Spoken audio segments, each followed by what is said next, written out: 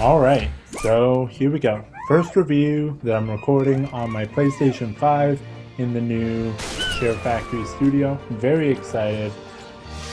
Gonna do a review on the PS5 itself, but I thought let's do Astro's Playroom first because it's a great game. I just finished it, and yeah.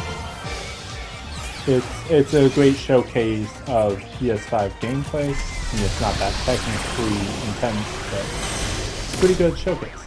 So, first off, visuals are absolutely amazing. It looks really good everywhere you go. Like, I didn't see any visual glitches in the game at all, which I mean, it's more rare to see those in platformers, but they do occur. But yeah, I didn't see any. Platforming worked very well. I like how it's kind of like open. Like it's a linear level, but like there's lots of cool stuff that you can find around all the levels, and yeah, the platforming is just very, very good. Like, and like part of that is the controller. I know people have been talking a lot about like how amazing the haptic feedback and adaptive triggers and everything are on the DualSense, but like a big part of what makes Astro's platforming so fun is the feedback from the DualSense, because like you can feel every like jump, and like the jets when you're like doing your double jump with like the jets. It's just, I don't know if that makes sense. It'll make sense if you have a DualSense and if you play with it, but like it's just so much fun to be like jumping around, exploring the levels, and yeah, the enemies are, I mean, there's not a whole lot of enemy variation. Then again, this is like a free game with that comes with every PlayStation 5. But there's enough to where like there's a couple moments where I had to like figure out, okay, how do I defeat this enemy? Because yeah. And then another amazing thing about Astros is like Playroom is what you can see right here. They have various PlayStation games being acted out by the robots. So that was God of War. I found Resident Evil as well. Death Stranding. Found Death Stranding in the game, which that one, I think Death Stranding was the first one I recognized, which that kind of makes me want to go back and replay all the levels to try and find all the cameos of PlayStation games. But yeah, those are just incredibly cute. Yeah, I'm trying to think what else there is. The boss fights. The boss fights in the game are interesting. I liked them. They required enough skill and enough like thinking through how I'm gonna defeat them without like being terribly difficult. Like they're easy.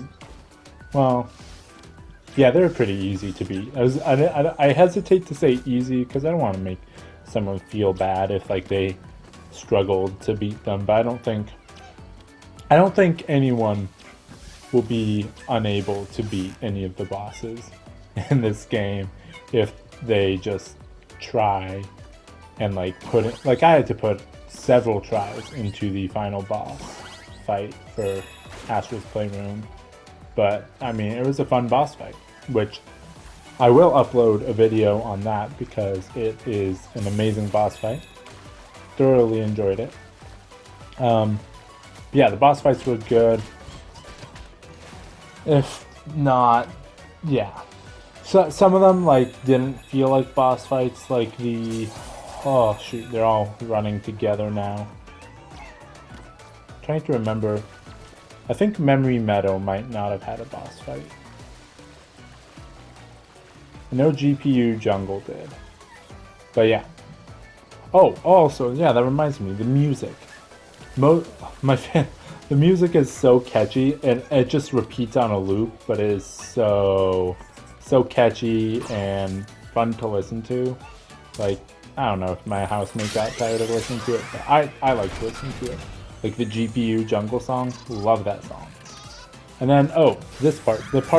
There's parts in each of the 4 main areas where they'll like, it's not like make a gimmick, but like they make you use a certain element of the DualSense. So like in this one, you're using the adaptive triggers to jump around as a frog. There's another one where you are a rocket ship and you have to use the adaptive triggers again. There's one where you're a ball and you have to use a touchpad.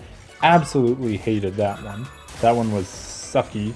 It was just terrible. It's so hard to control. Well, because partially you can't turn the camera. So yeah, they took away camera control and you can only control with the touchpad, which was not very, I don't know, it didn't feel as responsive as I would have liked it. Or maybe it was too responsive, I don't know. It was not as pleasant as I would have hoped. So yeah, that was an experience, but overall, oh yeah, and then in GPU Jungle, again, you use the triggers plus motion control. So you tilt the controller around to like climb as a monkey, which is very fun. But yeah, I'm trying to think I felt like there was another element I wanted to talk about.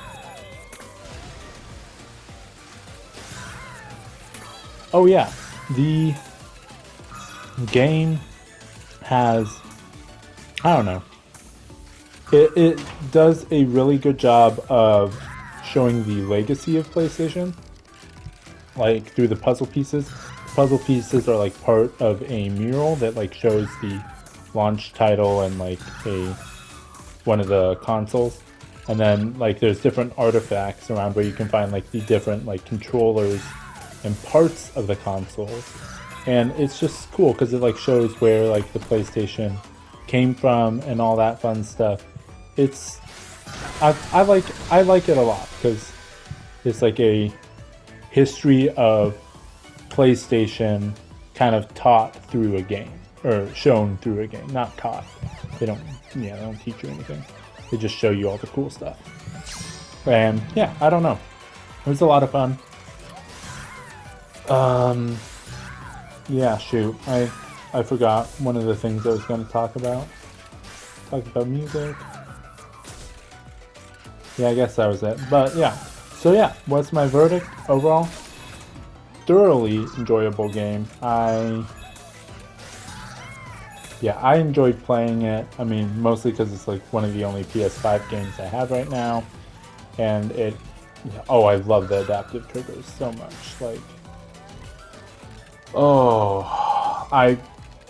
I am trying to petition PlayStation to add in a setting so that you can turn on the adaptive triggers to like put a tiny bit of tension in games that don't use the adaptive triggers, because they just feel so good. But yeah, so my verdict, very good game, highly recommend, but you have to have a PS5 to play it, so I understand that not everyone can play it at the moment. But yeah, it's a good game, highly recommend. And yeah, if you like this video, you can click the like button, destroy it, demolish it, whatever YouTubers say these days. Comment below what you think. You can tell me about like whether you have a PlayStation or not yet. I know a lot of people don't. I know my brother got an Xbox Series X yesterday. He's really excited about that. And yeah, if you want to subscribe, I'd appreciate that. But yeah, and then I stream on Twitch every now and again. I will most likely be streaming on Twitch tomorrow night. We'll see. But yeah, thanks for watching.